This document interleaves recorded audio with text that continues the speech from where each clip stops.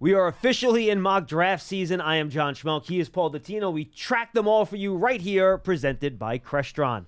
All right, Paul, let's go to the godfather of the draft, Mel Kiper. He is the Giants selecting Rome Odunze out of Washington in his latest mock. And then Daniel Jeremiah, who's the head honcho of drafts over at NFL.com, NFL Network. He is the Giants taking Malik Neighbors.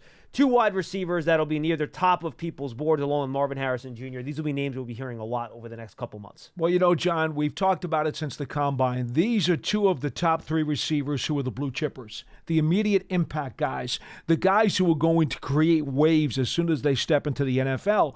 And as we found out, everybody who seems to love Harrison seems to also have a different opinion on Neighbors and Odunze.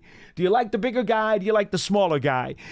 It's so split. It's ridiculous. But isn't that good, though? Because that means you can't go wrong if you get in one of the 3. And there are some people that like Neighbors more than Harrison. So you go down the list. They're 3 very good wide receivers. More interesting in these 2 drafts, Paul, is what happens before the Giants pick. Mel Kiper has quarterbacks 1 through 3. So does Daniel Jeremiah.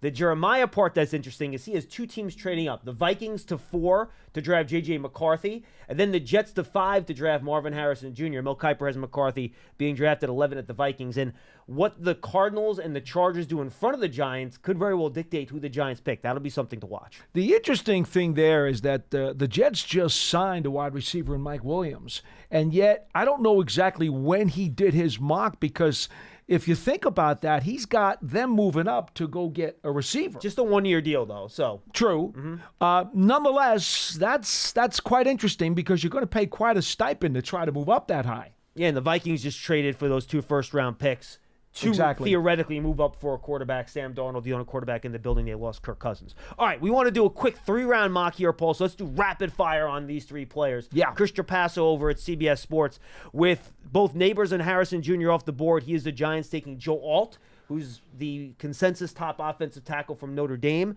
with the 6th overall pick. Then quarterback Bo Nix drops all the way to the Giants' 2nd-round pick in the late 40s. And then Jonathan Brooks, the injured but very talented running back out of Texas, with their 3rd-round selection. You know, a lot of people think that there's a really good chance that Nix could sneak into the bottom of the 1st round, because people are going to want that 5th-year option for a quarterback. Yeah. So that's a rather interesting pick to think he'll drop down to the Giants in the middle of the 2nd round. And teams like the Broncos and the Raiders with such big needs at quarterback. They certainly do.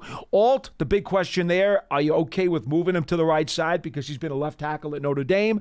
Brooks, we all know about his skills. I mean, earlier in his career, he was buried on the depth chart. Then he got hurt, but nobody seems to question his abilities. Yeah, and he's supposed to be ready based on reports by the beginning of training camp. But he's coming off an ACL, and, you never know with running backs. But very talented. Definitely will be a day 2 pick. For Paul Dottino, I'm John Schmeelk.